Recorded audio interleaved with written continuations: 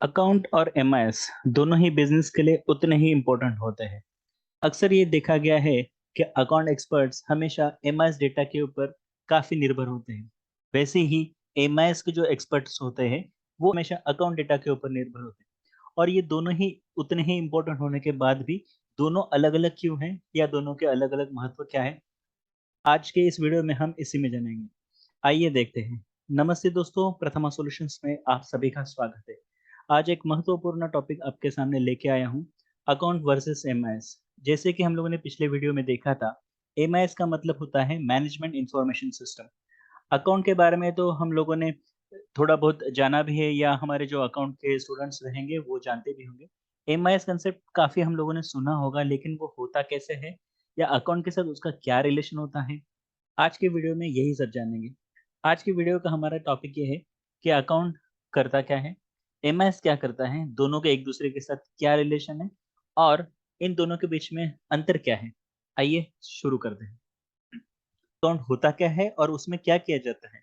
Account वो हर एक चीज़ है जिसमें आपके ट्रांज़ैक्शंस होते हैं। मान लीजिए आपका कोई बिज़नेस है और उस बिज़नेस में होने वाले सब तरीके के जो ट्रांज़ैक्शंस होते हैं, जैसे कि उस बिज़नेस में कितने पेमेंट आए हैं, आपने कितने पेमेंट दिए हैं, उसके अगर कोई मैन्युफैक्चरिंग कंपनी है तो उसके स्टॉक क्या है, अगर प्रॉफिट एंड लॉस वाला अगर है तो आपकी इनकम क्या है, आपका लॉस कितना है, कितने जनों को आपने लोन दिया हुआ है, कितने से आपने लोन लिया हुआ है, बैंकिंग ट्रांज़ैक्शन क्या है, ये हर एक तरीके के ट्रांज़ैक्शन जिसे हम लोग list of transaction, payment, receipt ये जो भी ट्रांज़ैक्शन है, उसकी जो डिटेल लिखी जाती है, वो आप अकाउंट में पाते हैं।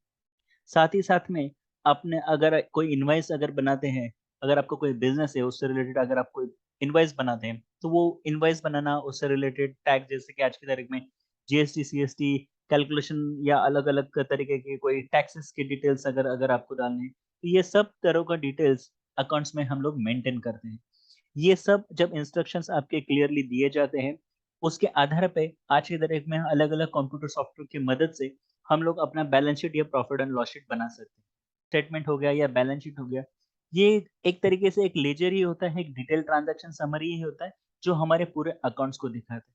जैसे ये पूरा जो लिस्ट ऑफ ट्रांज़ैक्शन ये उस हर एक को अलग-अलग ग्रुप में रखा जाता है। जैसे कि आपने अगर आप इस इमेज में देख सकते हैं, तो असेट्स और लायबिलिटीज़ का कोई अगर सेक्शन हम लोगों ने बनाया, तो उसमें हमारे अकाउंट पेएबल कितने हैं, कैश इन हैंड हमारे पास कितना है, बैंक में कितना ट्रांज़ैक्शंस है, हमारे अकाउंट्स में रिसीवेबल्स कितने हैं। इस तरीके का पूरा एक जो समरी जिसको हम लोग मोटा-मोटी कह सकते हैं कि जो summary of our all transaction details that is called balance sheet.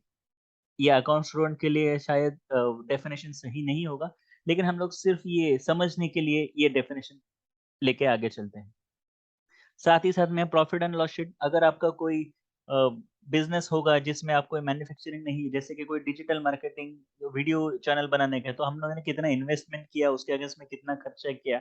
सिर्फ़ इनकम और एक्सपेंडिचर टाइप का अगर कोई हमारा अगर बिज़नेस है, तो उस बिज़नेस को हम लोग प्रॉफ़िट एंड लॉस स्टेटमेंट कह सकते हैं। उसमें बैलेंस शीट के साथ-साथ वो भी रहेगा। उसके साथ-साथ जैसे हम लोगों ने आगे चला कि ये अकाउंट में हम लोग लिस्ट ऑफ डेब्टर्स या लिस्ट ऑफ क्रेडिटर्स भी हो सकते हैं। लिस्ट ऑफ डेब्टर्स और लिस्ट ऑफ क्रेडिटर्स ये होता क्या है? ये लिस्ट ऑफ डेब्टर्स में यहाँ मेरे ख़्याल से स्पेलिंग गलत है, क्षमा करें। लेकिन लिस्ट ऑफ डेबिटर्स और क्रेडिटर्स में मतलब जैसे हम लोग कितने कितने लोगों को पैसे दिए हुए हैं या हमारे पास हम लोगों ने जिनसे माल खरीदे जिसे हम लोग क्रेडिटर्स कहते हैं, उनके पास हमारे कितने ही पैसे ये बिल्स हमारे पेंडिंग है जिन्हें हमें पैसे देने हैं। तो ये लिस्ट ऑफ ट्रांज़ैक्शंस के साथ-साथ लिस्ट ऑफ डेब्टर्स और लिस्ट ऑफ क्रेडिटर का भी डिटेल्स हम लोग ले सकते हैं।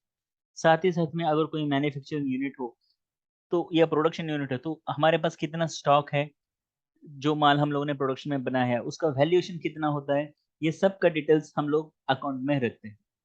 अगर अकाउंट का डिटेल ये सब है, इसी का नेक्स्ट लेवल या नेक्स्ट रूप होता है एमआईएस। एमआईएस का मतलब हम लोगों ने जाना कि मैनेजमेंट इन्फॉर्मेशन सिस्टम होता है। अब ये देखते हैं कि ये प्रेज़ेंट क्या करता है। हम लोगों ने अकाउंट में जो देखा है, उसी का एक तरीके से एडवांस रूप या किसी टॉपिक को हम निर्धारित रूप से प्रेज़ेंट करने के लिए एमआईएस का सहारा ले सकते हैं।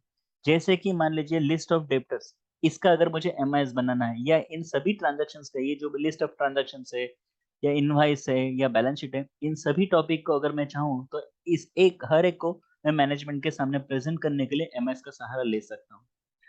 क्योंकि देखिए अगर अकाउंट ट्रांज़ैक्शंस के लिए अगर मुझे एक्सप्लेन भी करना है, तो नॉन अकाउंट बेस ये जिसका कॉमर्स बैकग्राउंड नहीं है, जिसका गणित से कोई ज़्यादा संबंध नहीं है, उन्हें ये नंबर्स के गेम समझने में हो सकता है आसानी ना हो। इसीलिए एमआईएस आता है।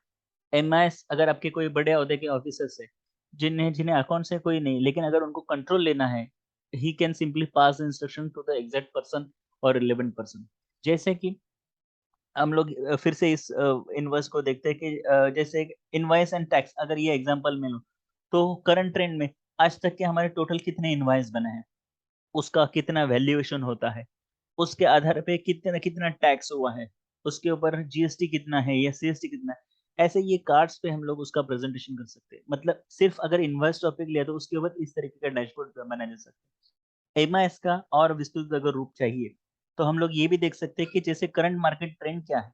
आज जो हमारा बिज़नेस है, उसमें करंट ट्रेंड क्या चल रहा है? इस तरीके का डैशबोर्ड से या एक्सेल चार्ट से हम लोग देख सकते हैं या उसको जो एक्जिस्टिंग डेटा है, उसी के आधार पे हम लोग इस तरह के चार्ट देखें क्योंकि डेटा को समझना है, डेटा को पढ़ना, उससे ज़्यादा आसान होगा एमआईएस को या इस तरीके के चार्ट्स को प्रेज़ेंट करना, उससे समझने में काफ़ी आसानी होगी। जैसे कि अगर हमें कंपैरिज़न करने हैं कोई 2 प्रोडक्ट के बीच में, कि 2 हमारे कोई प्रोडक्ट है जनवरी से लेके अक्टूबर तक, ये दोनों ही जो प्रोडक्ट हैं उनके बीच में किस तरीके के ट्रांज़ैक्शंस हुआ। तो इनमें आसानी से कंपैरिज़न किया जा सकता है क्योंकि जैसे कोई एक्स प्रोडक्ट है, वो जनवरी से लेके अक्टूबर तक किस-किस आधार पे सेल हुआ या वाई का प्रोडक्ट था वो कैसे चला, तो दोनों में आसानी से कंपैरिज़न की जा सकती है। साथ ही साथ में एमआईएस में हाइलाइट्स भी किया जा सकता है। जैसे अभी मैंने एग्ज़ाम्पल दिया था, इनवॉइस का अगर एग्ज़ाम्पल है तो टोटल कितने इनवॉइस बने। तो ये जो प्रेज़ेंटेशन है, जो प्रेज़ेंटेशन देखने वाले सीनियर्स लोग हैं, उन्हें सिर्फ़ पता चलेगा अच्छा ये जो भी ट्रेंड है, ये सिर्फ़ इतने इनवॉइस काउंट किए हैं। जैसे 104 इनवॉइस अभी तक बने हैं उसके ऊपर है या उसका ये तो सिर्फ़ उदाहरण के तौर पे है। मैं जस्ट आपको एक्सप्लेन करने के लिए बता रहा हूँ, कि 104 इनवॉइस के ऊपर इतना डेटा या इतना कन्विंस हुआ है या हमारा इस तरीके का एक्सपेंस या उस पीरियड के लिए कितना टोटल सेल था, कोई प्रोडक्ट के लिए कितना था, उसके ऊपर कितना परसेंटेज हुआ। इस तरीके के डैशबोर्ड्स हम लोग हाइलाइट करके दिखा सकते हैं। जैसे यहाँ लिखा हुआ है, ये ग्राफिकल डेटा होने की वजह से इसे समझने में काफ़ी आसानी होती है। अब ये अकाउंट जो होता है, अकाउंट में आज की तारीख में मार्केट में कितने-कितने टूल्स प्रेज़ेंट हैं। में सबसे ज़्यादा चलने वाले टूल्स एक्सेल एक्सेल स्प्रेडशीट भी एक काफ़ी पॉपुलर फंडा है जिनको मतलब लो बजट के अकाउंट वगैरह है तो वो एक्सेल में काफ़ी आसानी से मेंटेन किए जा सकते हैं। और सबसे ज़्यादा पॉपुलर है या मोस्टली सीए लोग जो प्रेफ़र करते हैं वो होता है टैली ईआरपी। टैली ईआरपी में सिर्फ़ आपको ट्रांज़ैक्शंस की एंट्री डालनी होती है। उसके बाद आपका मोस्टली सब बैलेंस शीट या प्रॉफ़िट एंड लॉस शीट अपने आप ही तैयार हो जाता है। उसमें ज़रूरत पड़ने पे सीए लोगों के इंस्ट्रक्शंस पे अगर कुछ ज़रूरी सुधार किए गए, तो आपका अकाउंट काफ़ी आसानी से मेंटेन किया जा सकता है। तो सबसे पॉपुलर टैली फॉर्मेट होता है, लेकिन इसका एक लिमिटेशन ये होता है कि टैली जो होता है, ये कस्टमाइज़ लेवल पे बनाना क कई बार मुश्किल होता है। इसीलिए सैप या एक्सेल बेस होता है, तो हर एक बिज़नेस के अपने रूल्स होते हैं और उन रूल के आधार पे वो अपना अकाउंट मेंटेन करते हैं। टैली एक काफ़ी स्टैंडर्डाइज़्ड सॉफ्टवेयर है, उसी के आधार पे आपको अपना बिज़नेस चलाना है। तो इसलिए कई बार टैली में डिफ़िकल्टीज़ होती है, लेकिन हालाँकि मेरे अंदाज़ अनुसार टैली में भी अभी कस्टमाइज़ेशन शुरू हो गया है। अगर आप चाहें तो आपके बिज़नेस के अनुसार टैली में भी कोई सुधार या इन्वेस्ट के फॉर्मेट उस तरीके से आप बना के टैली का यूज़ किया जा सकता है। एमआईएस में भी कोई मार्केट में अलग-अलग टूल्स है। एक्सेल, एडवांस एक्सेल या मैक्रोज़ आप का यूज़ कर आप आपके अकाउंट का डेटा उपयोग कर इस तरीके के चार्ट भी दिखा सकते हैं। ये प्लेन एक्सेल का उपयोग कर भी आप एमआईएस या डेटा मैनेजमेंट सिस्टम जो होता है या एमआईएस मैनेजमेंट इन्फॉर्मेशन सिस्टम होता है वो प्रेज़ेंट किया जा सकता है। पूरा डेटा का यूज़ करिए, जो चार्ट होते हैं उसके जगह पे आप हाइलाइट करने के लिए कोई टेक्स्ट भी आप दिखा सकते हैं। और कई बार इसको ऑटोमेट करने के लिए आप मैक्रो का भी इस्तेमाल कर सकते हैं। आने वाले कुछ भागों में हम लोग एक्सेल और मैक्रोज़ के बारे में भी बात करें। आगे चलते हैं पावर बीआई। पावर बीआई भी एक्सेल की तरह एक टूल है, लेकिन वो काफ़ी एक्सेल से विभिन्न है या पूरी तरह से अलग है। पावर बीआई में सिर्फ़ एक्सेल ही नहीं, तो अलग-अलग फॉर्मेट से डेटा इकट्ठा किया जा सकता है और उस आधार पे आपको प्रेज़ेंटेशन बनाना काफ़ी आसान होता है। और एक फ़ायदा पावर बीआई का ये होता है, ये क्लाउड डेटाबेस वगैरह जो होता है, उसे आसानी से कनेक्ट किया जा सकता है, जिसकी वजह से पावर बीआई का डेटा व इ आस आसानी से इस्तेमाल किया जा उसमें कैलकुलेशन फ़ील्ड का उपयोग कर इसको प्रेज़ेंट करना काफ़ी आसान होता है। तो पावर बीआई मैनेजमेंट के लिए काफ़ी आसान होता है। इसमें सुधार करना भी या एडिट करना भी काफ़ी आसान होता है। साथ ही साथ में पावर बीआई का कंपटीटर है कि टैबलू करके, वो भी पावर बीआई के जैसा ही होता है लेकिन उसमें कुछ अलग और एडवांस लेवल्स के फीचर है। हालाँकि टैबलू का जो स्क्रीन होता है ऐसा दिखाया गया है कि उसमें उसे समझना इतना आसान नहीं होता है, उसे एक्सपर्टीज़ लेवल का होता है। पावर बीआई उसके कंपैरिज़न में काफ़ी यूज़फुल होता है या हैंडी होता है या उसको आसानी से समझा या सिखाया जा सकता है। लेकिन देखा गया तो पावर बीआई और टैबलू दोनों ही बहुत बेहतरीन होते हैं, जिनका उपयोग कर हम अपना अकाउंट का डेटा या कोई भी अपना बिज़नेस डेटा होता है, सीनियर मैनेजमेंट के सामने प्रेज़ेंट करने के लिए ये बेहतरीन टूल है। एडवांस एक्सेल अगर इन दोनों के कंपैरिज़न में किया जाए तो काफ़ी पीछे होता है, क्योंकि इसमें मैनुअल एफर्ट्स काफ़ी ज़्यादा लगते हैं। हालाँकि अपने बिज़नेस के जो रूल्स क्राइटेरिया होते हैं, उस क्राइटेरिया में अगर हम देखें तो एडवांस एक्सेल मैनुअल कंट्रोल होने की वजह से काफ़ी यूज़फुल होता है। तो ये अपना-अपना लुक है, अपना-अपना लुकआउट है कि हम लोग किस तरीके से एमआईएस को यूज़ करना चाहते हैं। अगर आपके पास बिज़नेस लिमिटेशन या बजट लिमिटेशन कुछ है, तो आप एडवांस एक्सेल या मैक्रो का उपयोग कर ही मैनेजमेंट को डेटा दे सकते हैं। क्योंकि पावर बीआई या टैबलू जैसे एप्लीकेशंस होते हैं, वो उनके लिए कुछ कॉस्ट या इन्वेस्टमेंट का पार्ट आता है, जिसे इन्वेस्ट करने के बाद आप एमआईएस के बेहतरीन रिपोर्ट पेश कर सकते हैं। तो ये हो गया है अकाउंट और एमआईएस। अब इनके बीच में फ़र्क क्या होता है, ये हम समझने की कोशिश करें। अगर सिर्फ़ अकाउंट की बात करेंगे, तो अकाउंट में जो डेटा होता है, वो सिर्फ़ लिस्ट और नंबर्स में होता है। ट्रांज़ैक्शन, नंबर ऑफ लिस्ट उसके पास होती है। तो इसकी वजह से वो कभी-कभी काफ़ी बोरिंग हो सकता है या उसे समझने में थोड़ी डिफ़िकल्टीज़ हो सकती है, या ऐसा कर सकते हैं हम लोग कि ये कोई एक्सपर्ट लेवल का आदमी अगर जिसे अकाउंट काफ़ी अच्छे से समझ में आता है, उनके लिए ज़्यादा यूज़फुल है। अगर यही हम लोग एमआईएस में या एमआईएस का डिटेल देखें, तो उसका डेटा होता है वो हमेशा ग्राफ़िकल फ़ॉर्मेट में होता है। तो इसको देख के समझना काफ़ी आसान होता है। अगर आपके सामने मैं 2 लिस्ट दे दूँ या नंबर ऑफ लिस्ट दे दूँ और उसमें कहूँ कि इसमें आप ट्रेंड देखिए, तो उसको समझना किसी एक्सपर्ट के लिए काफ़ी आसान हो जाएगा। लेकिन अगर ग्राफ़िकल फ़ॉर्मेट में अगर उसको देखना होगा, तो नॉन कॉमर्स स्टूडेंट भी उसे आसानी से समझ सकते हैं।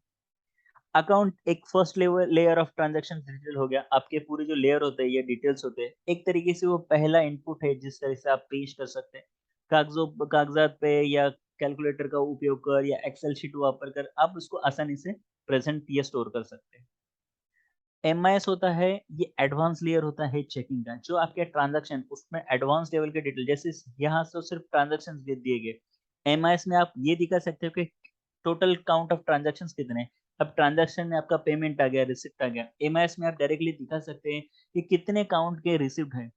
आई मीन जैसे 100 तरीके के ट्रांज़ैक्शंस हैं, तो 100 तरीके के ट्रांज़ैक्शन में मान लीजिए 20 ट्रांज़ैक्शंस आपके पेमेंट के हैं, 30 ट्रांज़ैक्शंस आपके मान लीजिए बैंक के हैं और बाकी के सब ट्रांज़ैक्शन आपके रिसिप्ट के। तो इस तरीके का जो लेयर होता है एडवांस चेकिंग का, वो एमआईएस में दिखाना काफ़ी आसान होता है। अकाउंट में और एक होता है कि जैसे भी अभी मैंने कहा था कि उसके लिए एक्सपर्टीज़ की ज़रूरत होती है, तो सीईओ चीफ अकाउंट ऑफिसर हो गया, अकाउंट लीड हो गया या कॉस्ट अकाउंटेंट हो गया। इनके लिए ये नंबर्स के गेम काफ़ी आसान होते हैं। तो उनके हिसाब से अगर अकाउंट अगर उनको प्रेज़ेंट किया गया है, टैली या और कोई दूसरा सॉफ्टवेयर दिखा गया है, तो उन्हें उनसे इन्फॉर्मेशन निकालना काफ़ी यूज़फुल होता है। एमआईएस में सीनियर मैनेजमेंट या सीईओ चीफ एग्जीक्यूटिव ऑफिसर इनके लिए, क्योंकि इन्होंने नंबर्स का गेम देखने से ज़्यादा उन्हें ट्रेंड या उन्हें एकदम क्विक इन्फॉर्मेशन चाहिए होती है, जिसके आधार पे वो अपना डिसीजन ले सकें। हालाँकि अकाउंट के बैलेंस शीट या प्रॉफिट एंड लॉस शीट देखकर भी ये देखा जा सकता है, लेकिन उसमें मार्केट में जो ट्रेंड है या हाइलाइट है, वो दिखाना कई बार मुश्किल हो सकता है। इसके लिए एमआईएस और अकाउंट एक दूसरे के हाथों में हाथ डाल के चलने वाली चीज़ें होती हैं। अगर हम लोगों ने सही से मेंटेन किया हुआ है, उसी डेटा के आधार पे हम लोग एक-एक टॉपिक को विस्तृत रूप से दिखाया जा सकता है एमआईएस। तो इस तरीके से होता है एमआईएस और अकाउंट।